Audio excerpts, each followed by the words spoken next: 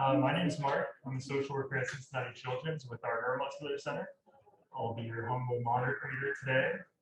Just some housekeeping before we kind of get this started. Really just want to set kind of the expectations and the tone just about this session, kind of challenge you of how to use it. And really, I think most of us are on the same team here. I don't think we're going to have a problem with this. But I do just want to make sure that we're approaching everybody from a place of mutual respect. And so what that can mean is just patience. And in particular, no laughing unless it's obviously a joke. Nobody knows how serious this is going to get. It might just end up being fun. I think controlled chaos and just kind of going with the flow, probably something a lot of you guys are used to. So just try to be respectful throughout. And this is kind of a me thing, but just this is your time. And I think it's important to really recognize the value in that, because everybody here has something useful to say just because you are you. Your perspective immediately adds value, so don't feel like you don't have anything but used to say. And at the same time, try to find something in here that you can take home with you. So that could be like a phone number from a friend, I don't know, maybe just an idea that kind of like provokes thought. Could be practical, could just be personal, but just be on the lookout. So with that, we'll get started. If the panelists want to introduce themselves, just kind of a brief background, and at the end, just give like a fun fact or kind of like a hobby that you think would be interesting for other people to know, or just that you have fun with. So we do. Hi everyone, I am KIERRA. I am currently 17 years old. I turned 18 in December. And I am a full-time high school student, but I'm currently doing an internship before my senior year. I am running a radio/TV station for all patients staying at the Big Children's Hospital through the Ryan Seacrest Foundation. And I am planning on applying to the University of North Carolina at Charlotte. And I think I'm going to be a major of communications with a specialization in public relations. And I have college in SIPs. Fun fact about me, I actively play Dungeons and Dragons. If that is fun.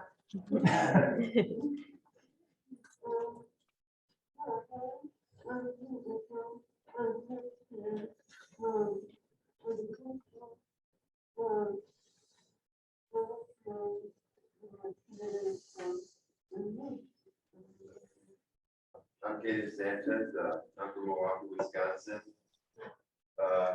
I'm 18 years old, and I was the manager for my high school football team.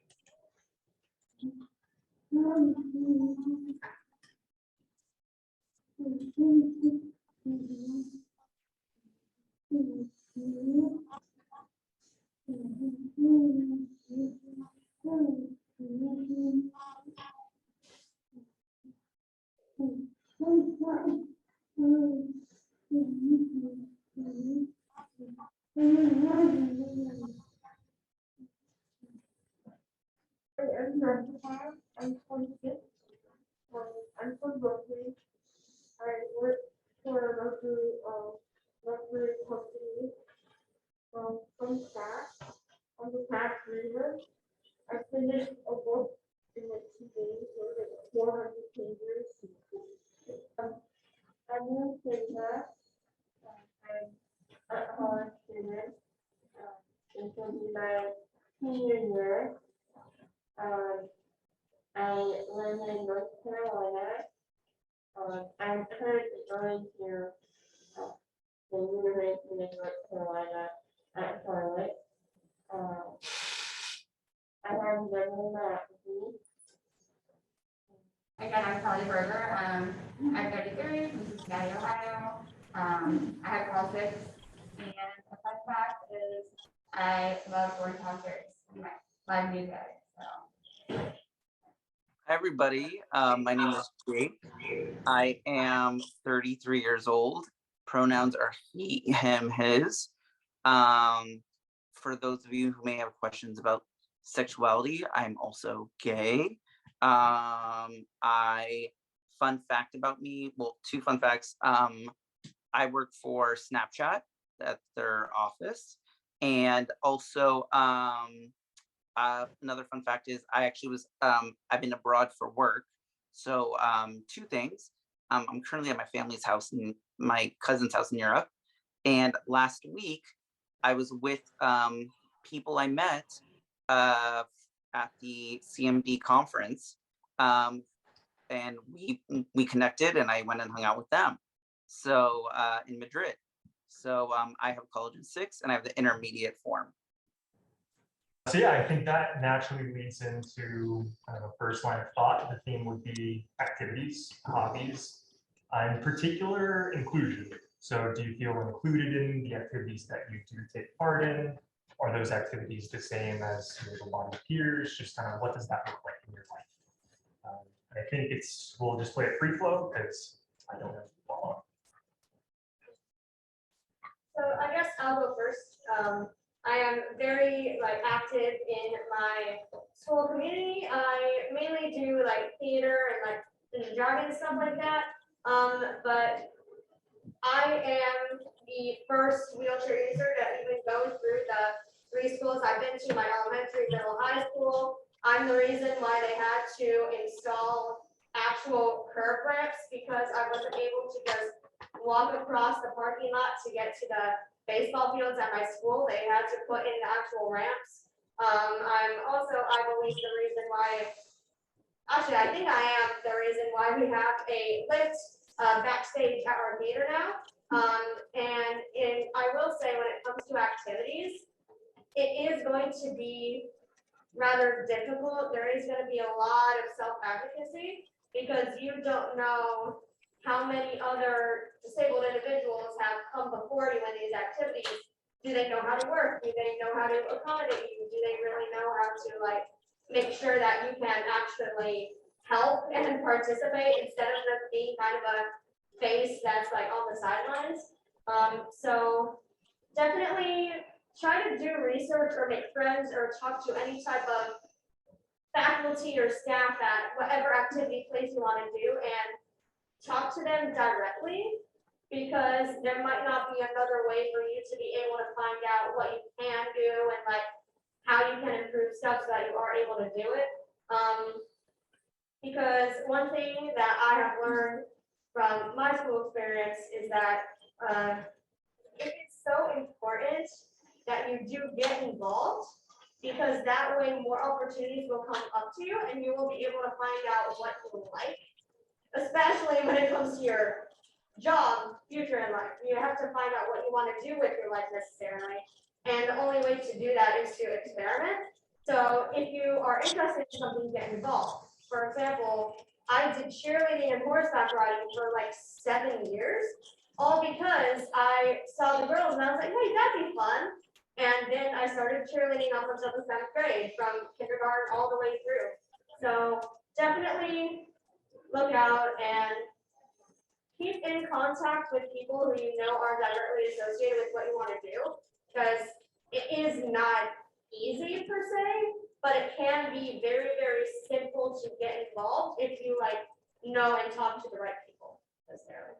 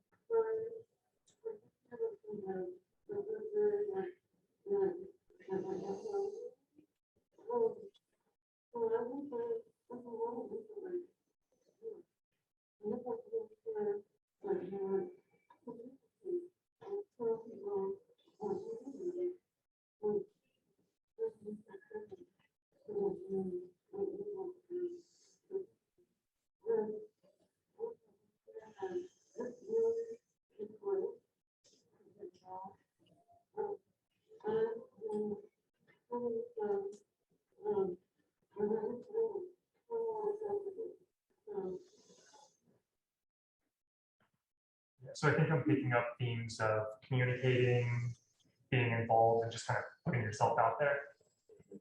Anybody else want to talk on that? Yeah, same with me. Again, talking about being a manager for my high school football team. I was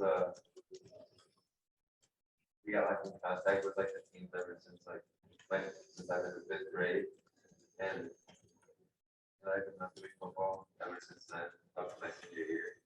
And all I had to do really was like just it was like the teams and everything, so I played football. I really love sports and everything. So and another thing I like to do is play video games. That's another thing I like to do. And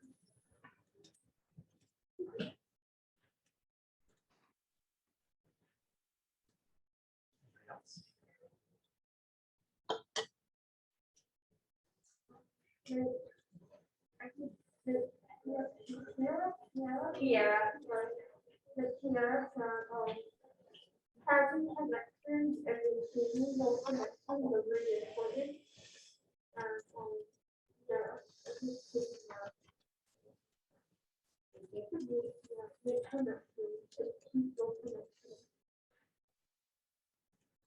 And it sounds like a lot of people really put themselves out there to, get caught in the current of things as they happen. But I mean, in my own work, talking to people, putting yourself out there is really hard. Yeah. So I'm kind of curious, and I think others might be interested. Did you notice any kind of specific moments, or did you have any particular support in place that kind of helped you turn on that sort of self-advocacy switch, so to speak? Well, I will say self-advocacy and like putting yourself out there is honestly not for anyone, because both inside and outside the disabled community, you're going to be introverted. You're not going to want to go out. You're just going to want to hang out and do your own stuff. But one thing that I found is after I started going out there, I started finding out what I do like to do alone, whether that's video games or read or write or stuff like that. And I think that switch was when I joined I did my first musical. It was a summer camp. It was a week-long camp, and then we put on a 30-minute show at the very end. And the thing that kind of flipped the switch was there wasn't a ramp or lift to get onto the stage. This was a kind of old community theater. And so I was like, oh, I'm not going to be able to perform, or I'm going to have to sit in a desk chair and have them wheel me around on stage. And then we worked our way around it. And I brought my rather light travel wheelchair, and I performed in that because the staff was willing to pick the wheelchair up and put it on the stage and help transfer me. And I think that was the moment when I realized I can actually advocate for myself, and people are willing to listen and help me. And that's another thing, is that thankfully, most people are willing to listen and help you necessarily, but there are going to be some people that are either we don't have the time, we don't have the money, or we don't have the resources. Yeah, ignore them, kind of just push those guys off to the side, because the majority of people are willing to listen and help you. So I think my moment was when I realized that there are people willing to help me live a relatively active and happy life, I guess. Yeah, so self-advocacy is also, at least speak for myself, it's a continued practice. The reality is there are situations where it's easier, there are situations where it's harder. I'm very extroverted, but this little secret, because of I think my experiences with my disability, there are many situations where I don't feel comfortable, I don't feel safe to get what I need, ask for what I need, meet people in the way I would like to meet people. So there's a couple of thoughts that I have. One is continue to challenge yourself by putting yourself in situations that you may not feel comfortable with. And if you're not the personality type to go out independently, because to go up to somebody, and there's a lot of reasons, it may not even be because of your personality, it's a height differential, for instance, sitting in a chair. Say, hey, to a friend, I want to go somewhere, I want to try to meet some people, I want to try and do something, but I need that buddy, the buddy system. to, I get my energy because off of my friends. And so if you have a person to join you, you can try something, you can go meet people. And guess what? If you fail, you have a friend there with you to laugh about it with. And so I think that, it's important to make sure that you continue to challenge yourself to get more comfortable for being your own advocate, but it's okay if it doesn't work every time. And it always feels good when you have somebody there with you who goes, we tried. Yeah, and real quick, I want to take away two things from that because I really like that. The buddy system really stood out to me, just kind of my social work lens a little bit, because there is a difference between being unsafe and uncomfortable. And I usually kind of throw it out there as thinking of that as, are you kind of like tearing a little bit or are you stretching? Because if you're stretching, ultimately that leads to more comfort in the end. But if it's beyond that, then that's a little bit more danger territory. So definitely still think about safety, exactly like you said, have a support. If it's a situation that needs talking out, feel comfortable talking to parents, do that. But don't put yourselves in danger, but challenge yourself. And there is a distinction. So that's my spiel on that.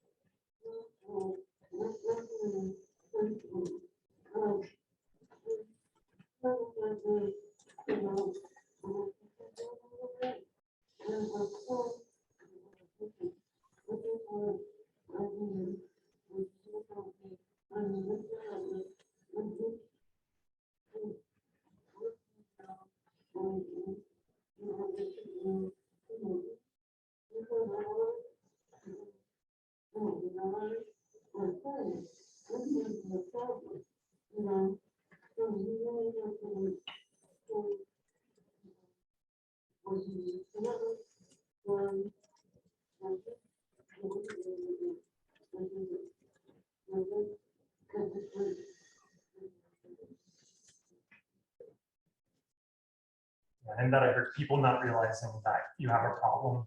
And I think that goes back too to just your perspective having value, because I can speak for myself as an able-bodied person, I don't see all the challenges. That's why I'm a listener and try to learn from you guys, because I just don't know what you guys don't tell me on that. So you're exactly right. Sometimes just assuming that a problem will always stay there might just be because nobody's ever asked. So along with what Kiera and Jake were saying, for me, I guess it's just trying to do the normal things that when I talk about. So like if I'm at the grocery store, like, hey, can you help me reach that? Or if I'm need a door open somewhere, just trying to have your voice and know that it's okay to like ask for help for other people. And most of the time we are willing. So it's just being able to take that step to actually ask for help if you need it and using your voice to get the things that you need. But, to that point of being broad, I've traveled a lot. I love travel. I used to actually make trips for people with disabilities to go travel. And I would say, you have to expect the unexpected.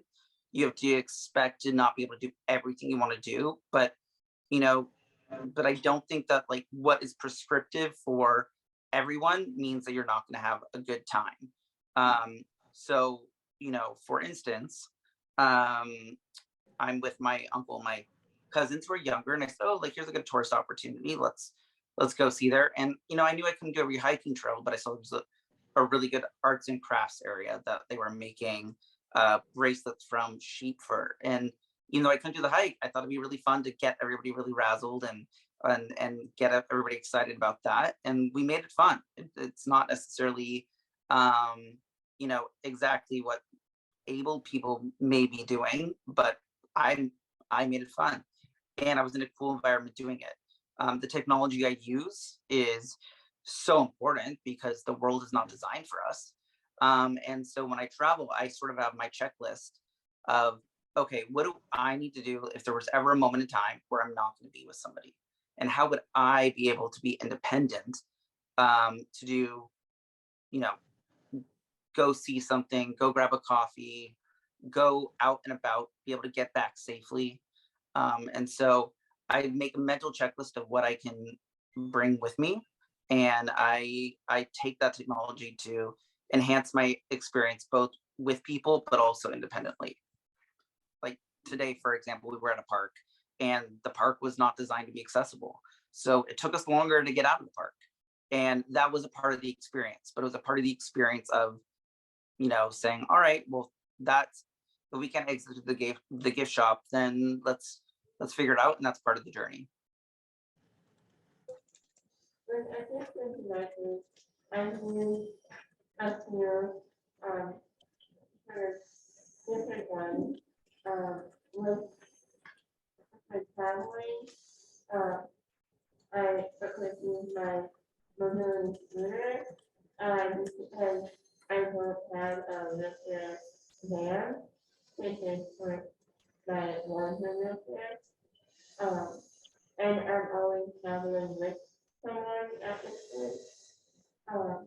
But something that we did is fun when we went to the beach in Florida, and we used a beach wheelchair to go on the sand and in the water, which was a really fun experience for me, to be able to still get to the ocean.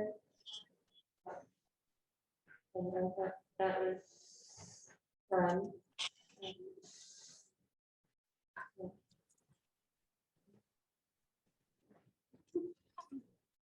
It's like an all-terrain wheelchair. It was made for the fan. It was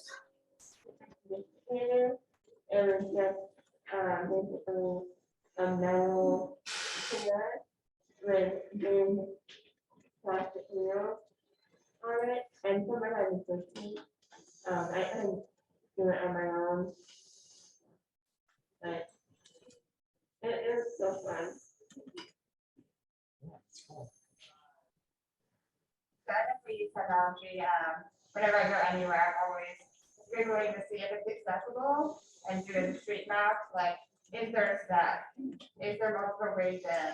What is parking look like? You know, doing all of the things to use it. So Google has separated my best friend to help save me from, you know, showing up somewhere and knowing that, hey, I can't get in, or oh, maybe, you know, you gotta figure it out. So I definitely rely on that, and it's like calling businesses to see if I'm able to get in, and you know, doing all those extra steps to try to make life easier before going out and about.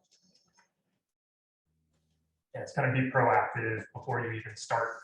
Yeah, Checking. it's hard to think about all the things beforehand. It's like you're gonna go out and have fun and do all the things, but definitely doing that beforehand prep helps when doing that. So.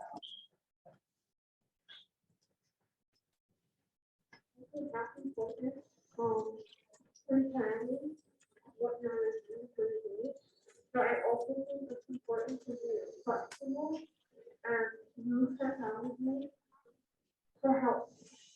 You know what I mean? Like, if something doesn't go your way, there's always something that can go differently. And I think that ties back nicely into what you said, Jake, too, about just making those challenges part of the experience, where it's not different from the fun. That can be part of the fun if you kind of work it up from that angle. So it's still an extra step, and something that I definitely want to reflect back is I think every one of you has mentioned a checklist. And I'd be really curious what it would look like if you compared your checklist to your friends. Because that the length of yours compared to them might give them a better sense of kind of what's going on in their minds. And with that, thinking about shortening the checklist, I really like the idea of kind of like life hacks. So I don't know if anybody has any of those that they can share to make things easier, or any kind of tech that you've made yourself. if you have like black armrests like this, which I think all of us do actually, try to find someone who can custom make covers that you can put on your wheelchair. Because if you're out in the sun for a long time, it gets hot.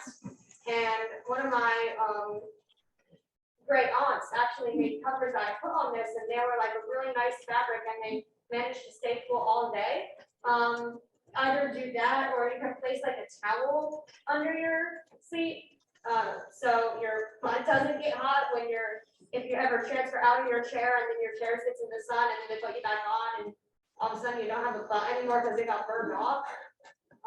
But definitely be very cautious about making sure that like your chair is the way that you want it to be, and make sure that there's no reason why you can't use it in case it physically hurts you. Because sometimes my joystick gets too hot from being in the sun that it like kind of like hurts to touch it, like touching a hot pan. So definitely find something that you can like put on it, or this actually goes for any type of surface that you're touching, because we can't physically get away from it. Like if someone sits down in a hot chair, they get to stand up again, but we can't really do that, and we might be on it for too long that it like really hurts. So be conscious of like what surfaces you're touching and like covering stuff like that, so that you don't possibly hurt yourself in case it's something that's actually like dangerously hot. That's a fun fact that I learned, but I need new pads now. So definitely be careful, especially if you have leather armrests. Try to cover stuff up, unless you're going to be in the chair all day, and then I guess it doesn't necessarily matter because like you're covering the chair, so the sun can't beat down on it. But definitely be careful either way. I know to which because I also use toilet paper, so I don't have hot chairs, yeah, toilet paper, towel, anything that you find. Stepping it back into kind of mindsets, what did it look like just in terms of you starting to incorporate more technology into your lives? Was that a challenge for you to accept? Did you welcome it? Did you immediately kind of recognize its value? Just what did that journey or experience look like for you? I wasn't, when I first, so I wasn't able to walk at first for a long time. And I was reluctant to transition to using my mobility device full time outside the house. So I know that was a challenge for me. The same thing with I need a ventilator at night when I sleep, and anytime I lay down, and that I also did not like wearing, but I refused to wear it when it was first offered to me. But then a few years later, I ended up really using it. Like I couldn't put it off any longer. So yeah, it was a struggle for me to accept that I needed to make some changes in how I got around. But that was okay. That was hard, and that is how it was going to be.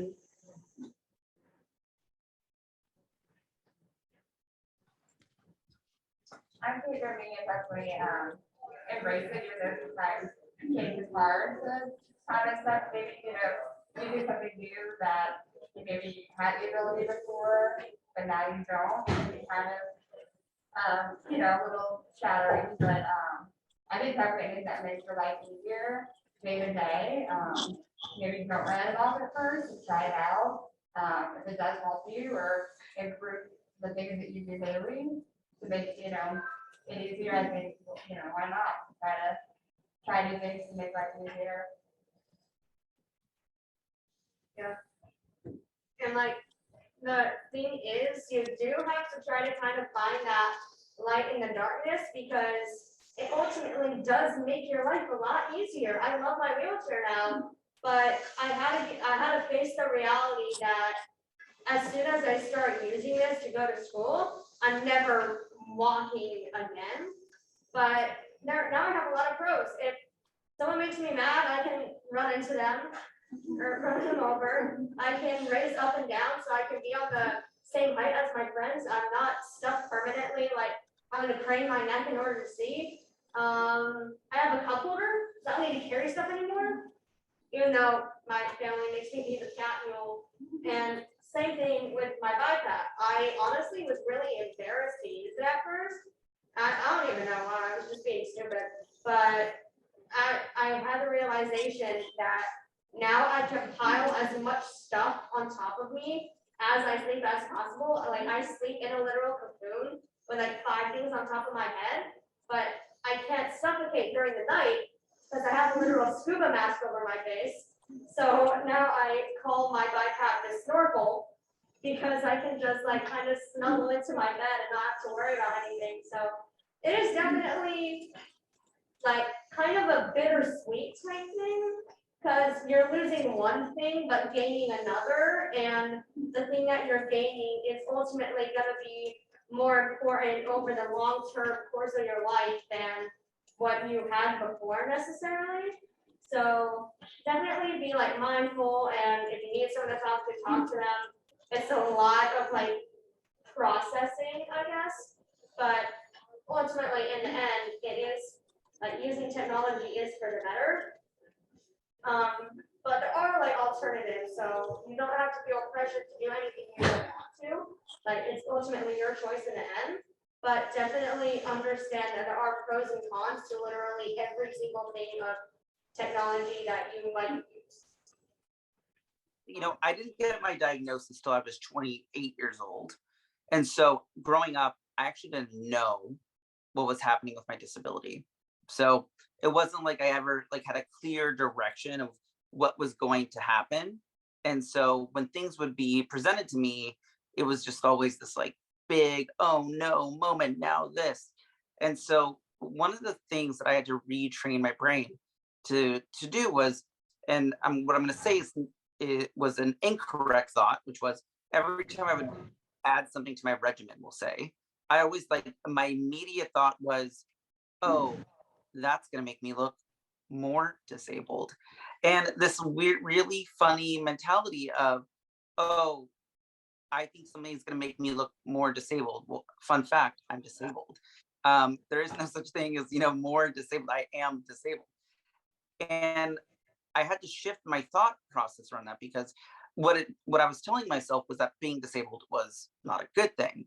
And now being on the other side, I can say my disability has actually helped me in my career and being more transparent and more understanding of so many different things in the world. So when it comes to equipment and the acceptance process of it all, I can only advocate that it's not actually in any way actually making you more disabled, nor is it making you more abled. But what it is doing is it's making you more independent.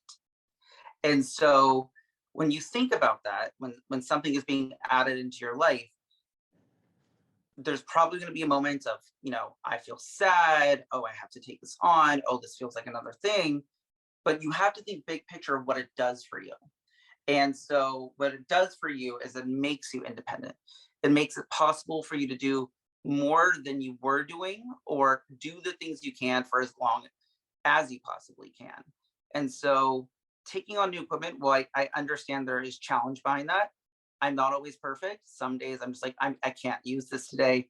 I'm having a bad day emotionally. That's okay. It's okay to not be okay sometimes. But what I do is I think about on those days, what is its purpose for me and what does it allow me to do? And my big picture line is I'm moving towards being independent. And it's not about being more or less disabled. It's about being the best version of myself. Sounds like being kind of goal oriented and thinking of technology as just a tool to reach what I want to do? Yeah, technology doesn't define you. Technology allows you to be you. I do want to kind of switch to a different topic, but I think there's still a lot to talk about here. So just kind of a final prompt for you all.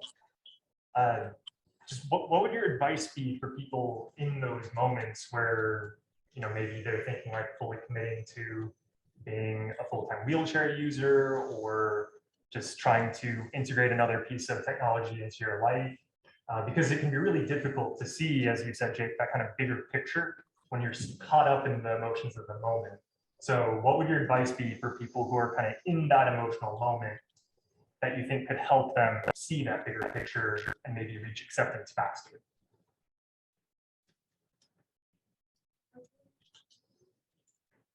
If you tell yourself you have one less thing to worry about, that helps.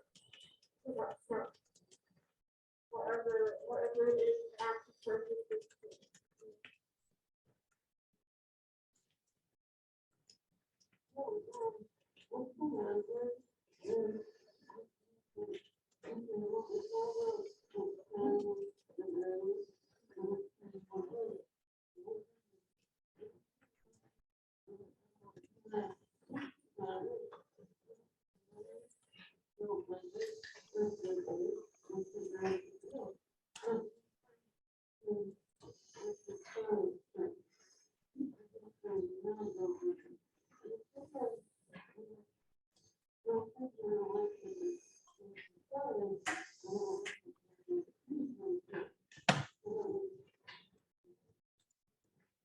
And it's kind of remembering that trying it out isn't a full commitment to using it forever, and that you can always think of something else if you really don't like it.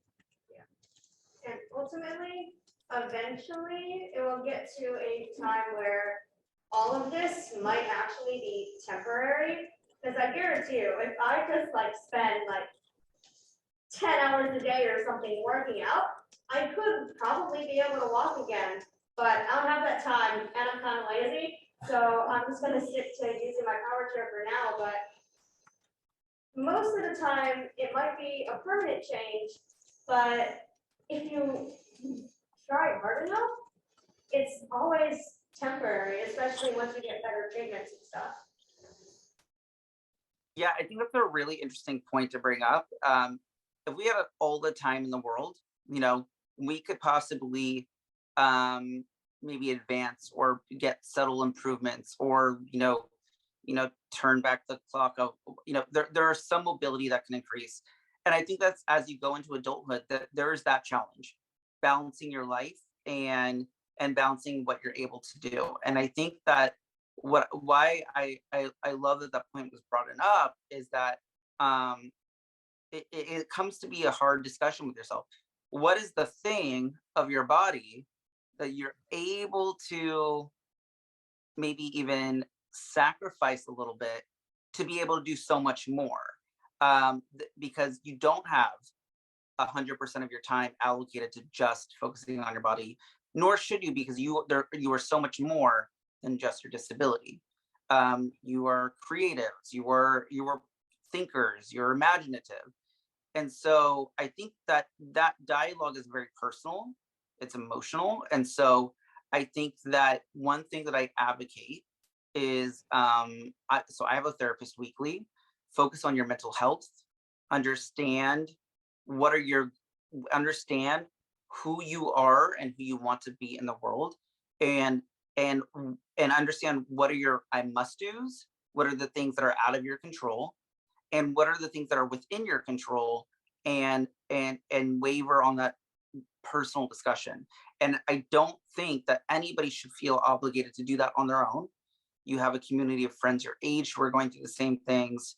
You have this community, you have, mental health professionals, your doctors. And so you're not alone in that journey. And just like to point out, when I went to Madrid last week to visit somebody that I met at the CMD conference, well, I'm much older than his daughter who has college in 6, but I was there to hang out with the father. Now we're closer in age. We have our shared life experiences, and his daughter is in a different point of her life. So she wants people around her age. And like, so there are different people that have different perspectives too. So it's just building that boundary of having these dialogues with yourself. And I think that just knowing your mental health is also dependent on making sure that you have a community in your army. But I was gonna say, just learning from others that have already been through it. To say like, oh, I'm looking into this power share, this or that, or whatever it may be. Just knowing that someone else that's similar to you has been through that as well, kind of helps to motivate you to be like, well, they did or they did this, and that worked for them. Maybe that can work for me. You know, just hearing it from others, kind of have to be that push to really commit or want to do that. It's kind of coast in the wake of others. You don't always have to be a trailblazer. Yeah, yeah. And then again, there's nothing wrong with being disabled. Like, the only people who have a problem with it are able people. So honestly, when in doubt, you do you. Because that's the only thing you really can do in life. Besides, you know, winning an Oscar or winning a Grammy or creating $1 million record label / merchandise company that literally made merchandise for the biggest future project of all time. Like, when in doubt, being disabled is a part of you, and it always will be. But then again, it's like not too big of a deal, I guess, because the only thing it really changes is how you get around, how you function daily in life, like eating and drinking. But then again, you can also use it to your advantage to kind of show people, hey, stop being an idiot. Like, if I can do this, you can kind of do it too, I guess, not in the sense to be inspirational, but in a sense to be, we're all like different in our own ways, and that anything is possible if you do try hard enough, especially if you focus on your mental health and your, like, what you want to do necessarily.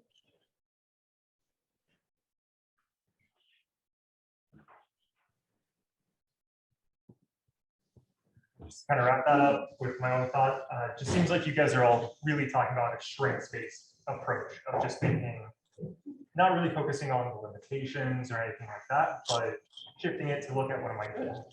Because there are probably a lot of answers to that question. And so I kind of want to zoom the focus out a little bit, because I feel like we've been kind of really focusing on thought process, finding your experiences. What about other people around you? So now I kind of want to talk about friends. And just to start off, if you could share just what your friend groups look like, interactions with them, are they able-bodied, do they have disabilities? I had 2 friends who have empathy. One I know really well, and one he does live in the state where I live in, but I don't really see him much. But I play video games with him a lot. And then I have a friend. He's in the Marines right now. I'm actually gonna see him when I get back home. So. I'm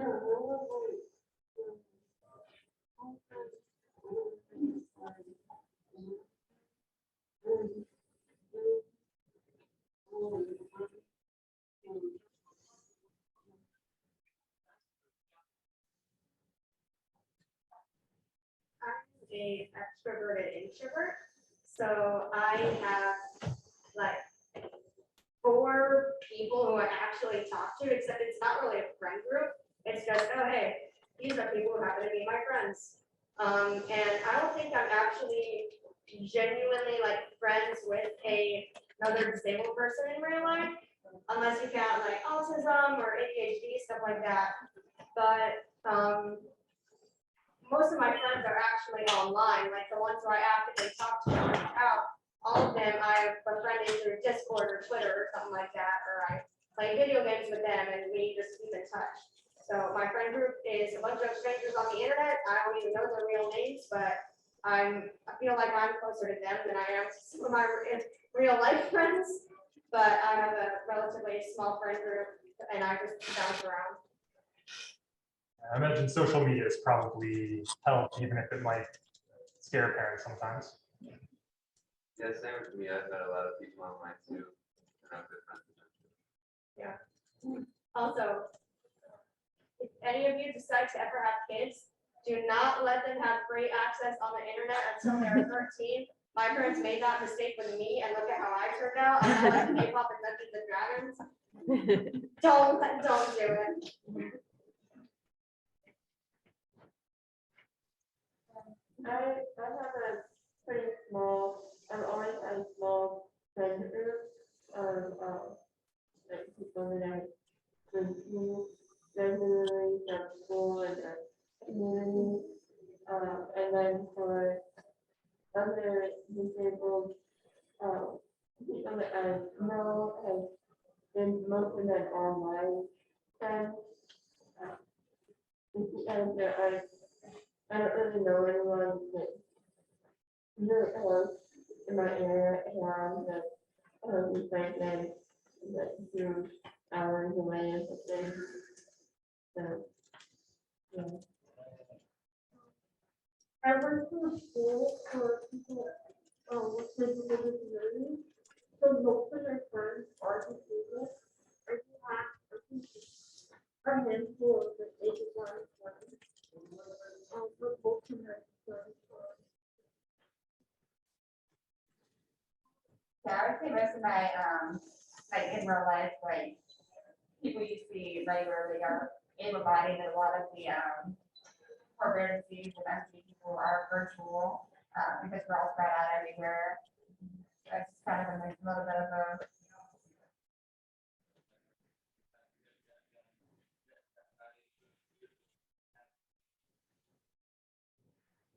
Okay. So what would you say to others who are maybe struggling to find positive friendships?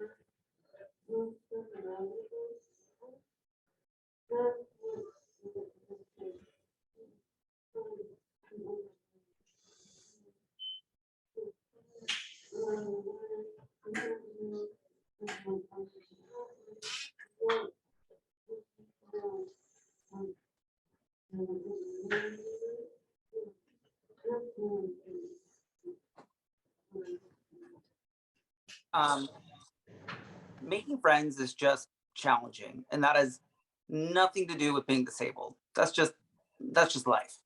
And then when you get out of grade school, it gets even harder because, you know, the reality is you don't have something that brings people every day together to see you in person and spend the time to get to know each other. So, you know, there is no magic wand for this. There are a lot of times I feel loneliness, but there's also a lot of times that I have really good friends to rely on. And so I think that one, a lot of people say, oh, I don't have that many friends. That is perfectly okay. Because friends isn't a numbers game, it's a quality game. And quality of friendships means that friends can be different things for you. You can have the friend that is the friend that you talk about, you know, certain things with, and the friend that you do certain things with. And so, you know, not one friend has to be everything for you. To that point of, you know, we now live in a really cool digital age where, you know, you can find people through the internet. You can, you know, find people through school, through work, through other friends. And, you know, friendships take time to develop and nurture, and sometimes they even, you know, degrade as well. And so just, you know, thinking about with the challenges of friends, especially if you have friends with people that are abled, you can't expect everyone to get and know everything about you. And so that's why it's so good to say, what is this friend good for? And to not set expectations on friends too high, but to put expectations on, does this friend give me what I need in the way that I need it? And if they can give you more than one thing, that's fantastic. If they can give you one thing, that's also okay. But I think it really is important to go, people can add value to your lives for a variety of reasons, and you know, and the quality of friendship ebbs and flows, and it's okay. Like, you know, one of the things that I'm doing for the first time in my life right now is I'm living on my own for the first time, and I'm having a lot more loneliness. And one friend I'm trying to get to know more is myself. And so, you know, I think that it really comes down to, it's just, I have friends that I know I can lean on for certain things, and I have friends that I know I couldn't lean on them for certain things. But knowing who you find, using all the resources that are out there to get to know people, take those risks, like we talked about earlier, and having your buddy system to do it, but being safe doing it. And I think that just knowing that friendships are always evolving, and there's gonna be times of you feel like you have all the fun things and fun people in your life, and there's gonna be times where it's a little bit more loneliness, and that's why you want to just also practice being a friend with yourself too. I don't know if this will help as much for people in the room, but it feels like making friends when you're really young really helps, because like other people don't really see you as different when young. So I know I was able to create friendships and keep friendships ever since elementary school. That's true. Kids do tend to start from acceptance. Just always, really. And then again, you're always going to have more acquaintances than actual friends. Because one thing that I do a lot, and I actually did it today, is I find something that I have in common with someone, and I get their number or social media or whatever they have, and I just hope that I keep in contact with them. Because one thing that I've noticed is that if someone and I don't click, or if they're not actually interested in being my friend, which is perfectly fine, even though I do get offended sometimes, is we just don't talk, or we don't talk for weeks, and then it's just a, hi, how are you, how's school, blah, blah, blah, like small talk. But one thing that I do is today during the panel with Stevie, me and Arthur realized that we had the interest, Unis honest in common. It's a YouTube series, talk about it later. But as soon as I realized, hey, we both like Unis honest and all these video games, then we just started talking. I kind of forced him to give me his number, and I hope that after this week might talk, but if we're too busy, we might not. But it's always like taking that chance, I guess. Because I have like hundreds of phone numbers in my phone of people who I don't even talk to anymore, because I was like, hey, we have something in common. Maybe we could become friends. And then we just don't talk or whatever. And I'm like, okay. But definitely it's like one tiny little thing like that, like even just that one common interest that could potentially become a friendship if both of you are able and willing to put in that time and effort to get to know each other better and stuff like that. And it is sometimes easier to have a long distance relationship with someone who you didn't previously meet in person.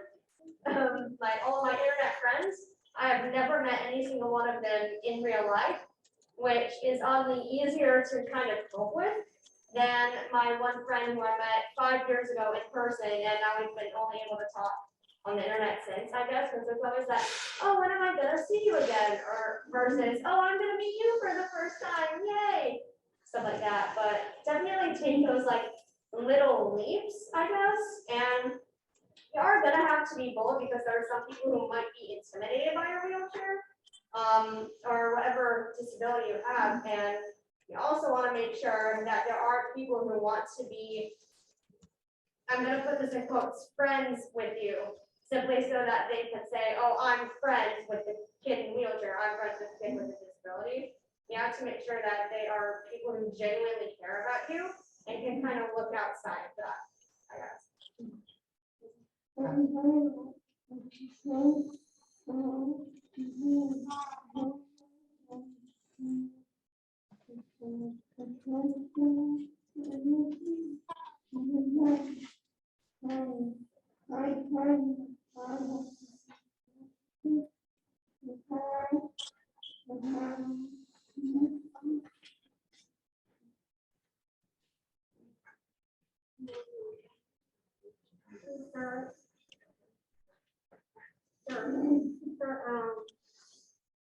friends around who don't know how to cook.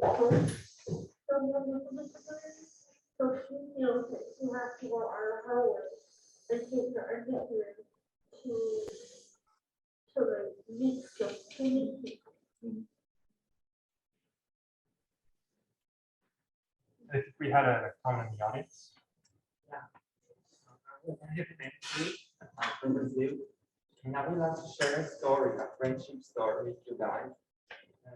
Here in Brazil, I didn't have much resources about it, so I was diagnosed when I was 15 years old. Before that, the doctors didn't know what I had. Then I made a biopsy, and they told me I had MS. And it's like, what is MS? I didn't know much about it. So I went to internet. I started learning English to understand better, because in English we have much more information. And then I met a friend from New York, from White Plains, New York, and her name is Jessica Velasco. And we started talking for, I don't know, for 2 or 3 years. And then she told me about an NN conference in White Plains, New York in 2009. And she said, okay, you can come here, you can stay in my house, we can help you. So I'm one child. My mom said, no, you are not going by yourself. I'm not allowed you. So I said, Mom, it's my dream to come to the United States. Since I was a little boy, I really want to come here. That's why I started learning English. And she was like, she opened doors to me to learn more about my disease and share experiences. And she said, okay, you can come. But I didn't have resources to come. I had money. So she said, okay, we'll get you a flight ticket and a hotel. She said, oh, really? Is she really afraid like that? Because to get all this? And my mom said, no, it's not real. She's not throwing the net. My mom didn't believe that. She didn't want me to come because she was afraid of it. I also was afraid. How come someone will help you with a flight ticket from Brazil from here? It's very expensive. And I wasn't getting my going, not going. So I said, okay, I'll go. It's my dream. I want to learn more about what I have. I want to visit New York. It's my dream. So I came into 2009. I participated in this conference, and then I met a lot of people. Some of them are still here today. I met Lisa in 2016, my second conference. So thanks to the internet and the online friendship, and she was the only friend I met with NM2 in Brazil. I don't know anyone with NM. I don't know. Many of people have it, but they don't know they have it. So thanks to the internet friendship, I'm here today in my third one. I have a similar story, especially with my sister. We're the only 2 kids in the state and boy that have, and it's just so challenging sometimes, because our only friends are able to like, well, and I mean, I don't have friends like that, but my sister struggles with it. And just how do you make those connections online to people that have NM too? And so this is for anybody to answer. Well, for me, it's like, I don't know, playing video games, like somehow like messages them and I'm like becoming good friends with them, just like, I don't know, like it just somehow happens. Just like just playing video games online.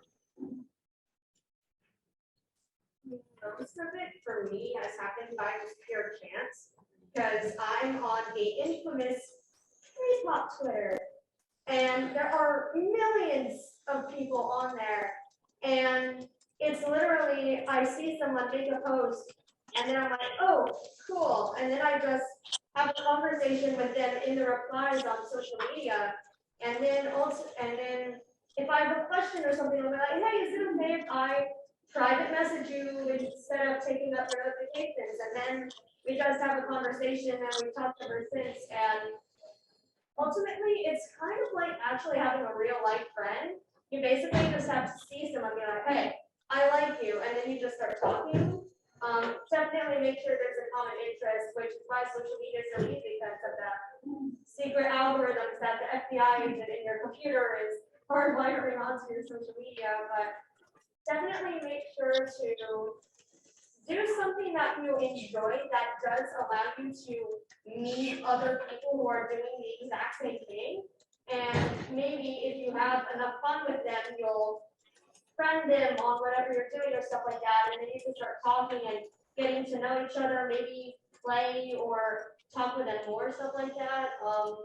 But yeah, video gaming is the way to go, especially if there's like the friend feature, and then you just start private messaging, stuff like that, or even exchanging phone numbers at some point. But it's definitely utilizing the internet and using it to your advantage to get into genuine conversations with people instead of just like, this video game sucks or stuff like that. Like, eventually you do want to try to start getting to know people, I guess. It's like when you're in an elevator with someone, hey, what are you here for? Stuff like that. Except imagine the elevator is very, very long and you don't know when your floor is gonna come up. So just try to have like your elevator pitch, like, hi, I need friends or something like that. Other questions for our panelists? How do you approach people who are well-meaning but kind of help too much? Honestly, one thing that you are going to encounter is that there are lots of people who are part of various organizations and groups who view it very much as they want you to do the best that you can, but then there's also that liability. My school assistant, she is very, very kind. I love her to death, but she did overstep a lot actually when I first got my wheelchair. Like, she wouldn't let kids get in 10 feet of me because she's like, she needs to get used to the wheelchair and stuff like that. But she got a bit too overprotective of me. I kind of couldn't really do much, especially during gym class. And the main thing that I had to do was I had to just straight up tell her how I felt and stuff like that. And if you do ever get into that situation where someone is well-meaning, you need to just outright explain to them, like, obviously in a respectful way, because I mean, at least they're nice, I guess. But you definitely need to say, hey, there are some things that I can do, and sometimes the things that you can do are what you need to do in order to be able to keep actually doing it. So, like, my computer, for example, if I wanted to, I could have someone write down my notes for me, but if I had someone else do that, I would lose the ability to write. So it's all about like placing very strict boundaries, no matter who they are. Well, soft boundaries. It varies from moment to moment and from person to person, but it's important to understand that they are actually well-meaning and not just like pitying, because there's just like, you can obviously tell when someone pities you and that's why they're helping you versus them wanting to actually help you. So definitely just be sure to let them know what you need and that what they are doing is not helping you actually be independent. So just lay that out to them outright, or if you're non-confrontational, just mention it offhand to someone else that you're talking to, or like rope them into a conversation, but pretend like you're not talking about them. I've had to do that a lot, especially with like other friends who are kind of pushy, but you have boundaries likely with your friends and family. It should be no different than from those who will help you. Consent is key. So first off, I want to just like advocate to everybody that you are all your own best advocate. And so this goes for meeting friends online. This goes for people overindulging on wanting to be protective or do too much for you. It's really important that you watch out for your own safety and your own well-being. And so a few things. One, there are tons of good people out there, but just because their idea of good for them isn't your definition of good. An example of this that doesn't make me look like a rock star, but I'm going to share it, is I once got approached at a mall and somebody wanted to come up and prey on me and you know, and that was an invasion of my privacy. Now, I happen to let them do it and they didn't know I could shake my legs. So I shook my legs and they actually thought they were effective. But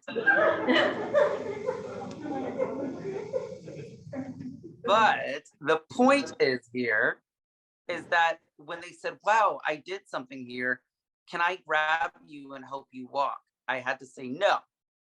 I said, thank you very much for your time. Have a great day. And I think that a conversation we often have, which is more, let's be frank, it's about intimacy, also falls into every aspect of our life, which is called consent. You offer consent to everybody.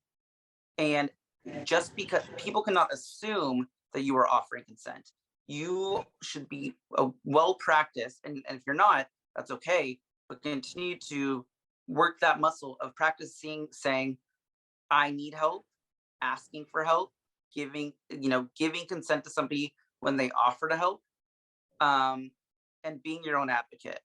And it's a really important muscle, for lack of a better words here in the Congenital Muscular Dystrophy Conference, to strengthen, because you need to know that people will abuse situations, and it's not always done in malicious intent. Sometimes it comes from a place of well-intentioned manner. So what's really important is that you have the right to say no. You have the right to say, I need something different, or I don't need something at all. And so just what I would really like to say is protect yourselves, advocate for yourselves. If you need help, there's always the buddy system, which I'm going to keep echoing. But it really comes down to is that people think that I'm going to do everything for you. I would also just want to advise too, try and by strengthening that muscle, saying no to things like, many of us may still live with our parents. If you can go get that cup of water, go get that cup of water. Because it's those sort of little tiny practices that train your brain to go, I don't need to rely on everybody all the time. I can be independent. But when I need something, I'll ask. And you also want to put that divide into your friendships too. You want to be able to not just have your relationships be,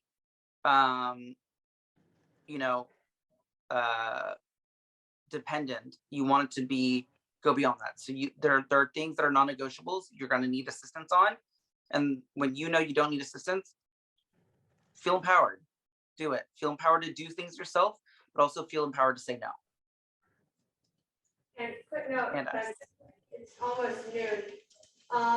There's no such thing as ongoing or long-form consent. Just because you let someone do it once does not mean that they should feel entitled to just do it again without asking. I'm especially picky about that when it comes to people touching or leaning on my chair. Because someone can lean on it once and they'll be like, oh yeah, that's okay. But then they do it again and I'm like, please don't. And they're like, what changed? And I'm like, I just don't want you touching my chair right now. It's like any other thing really in life. It's like you let someone do one thing, but then another time you're just not really feeling it. So definitely be sure to keep that boundary also very, very clear, unless you literally say to them, you can do this all the time whenever you want, stuff like that. Yeah, and if I could add, my friends, when we go to dancing or parties and yards, and on the dance floor and party, right? So they'll throw their phone on my lap, and then I told them to do it one time, right? But then scenarios when you're not continue doing it, and they don't even ask, and their phone will fall on the floor, and I don't even notice, and it wasn't on my lap. And I don't care because if they're on the floor, you can put them there without asking. That's not my problem. You figure it out for yourself. And I think that's important.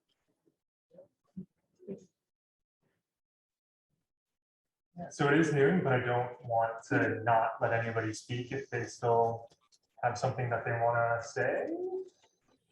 Well, thank you all for coming. This has been your Young Adult panel, put on by them too. Very impressive.